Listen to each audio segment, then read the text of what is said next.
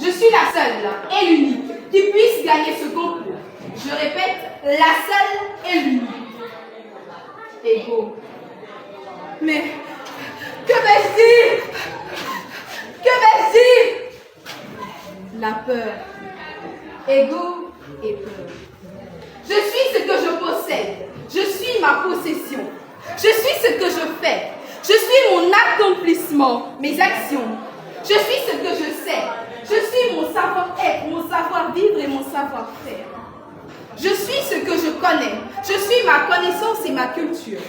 Je suis ce que je mange. Je suis mon espace vital.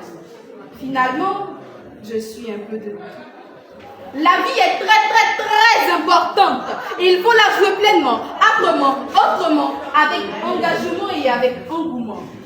La vie est un jeu et tout jeu a ses règles. Moi, quand je ne parle pas, les mots courent et me cherchent.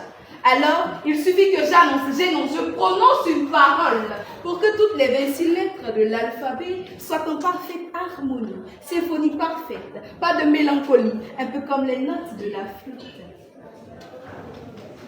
Toute parole mérite d'être clamée, réclamée et déclamée. Alors moi, la princesse d'Eliaba va parler. Parce que parler, c'est réveiller la conscience historique, la conscience répétitive. Parler, c'est agir. Agir, c'est comprendre, apprendre, reprendre, rendre, surprendre, se méprendre. Le savoir n'est pas l'absolu, mais il est lui-même maître de l'absolu. Chaque vie est une école. Notre premier guide, le guide le plus fiable et vérifiable, est le corps humain. Le corps humain est en parfaite harmonie entre ego et peur. La peur, c'est chercher à progresser avec des nuages d'infériorité dans le ciel mental. La peur, c'est lutter sans cesse contre le sentiment de n'être personne. La lâcheté réprime la peur, le courage affronte la peur. L'ego se sent limité, enfermé, pelotonné, ratatiné. Il craint son impuissance. L'ego se sent isolé et seul. Il a besoin de l'acceptation de l'autre, son semblable, pour exister et avoir de la valeur.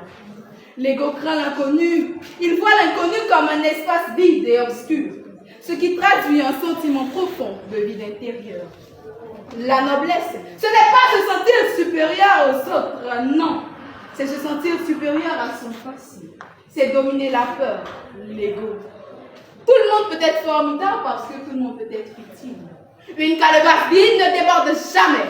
Le feu du bois tordu est droit.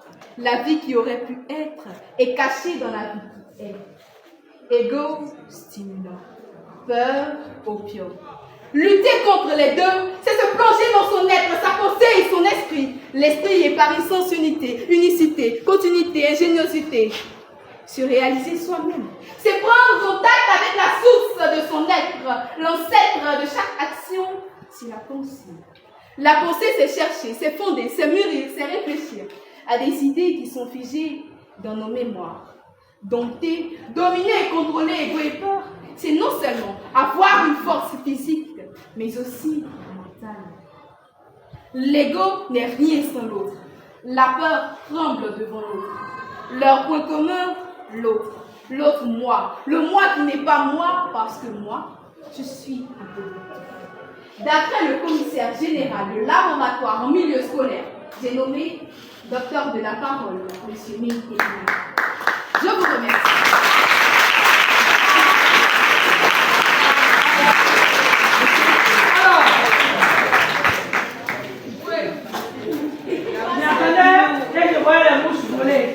Tout le monde veut savoir qu'est-ce qu'il allait dire après chaque mot.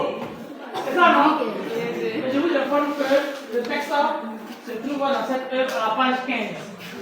C'est ça, non? Voilà, vos camarades suivaient à la page 15. Il vous a parlé de comment mémoriser.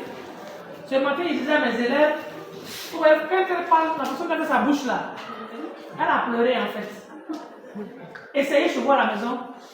Mettez un stylo, pique dans votre bouche, et puis ça arrive ici, et puis parlez. Elle a pleuré parce qu'on la formait. Sa langue là lui faisait mal, l'organe de langue lui faisait mal. Mais quand elle parle maintenant, elle a le fait. C'est bon? Maintenant, après elle, nous allons inviter le maître des maîtres. Ah, tout le monde s'assoit bien.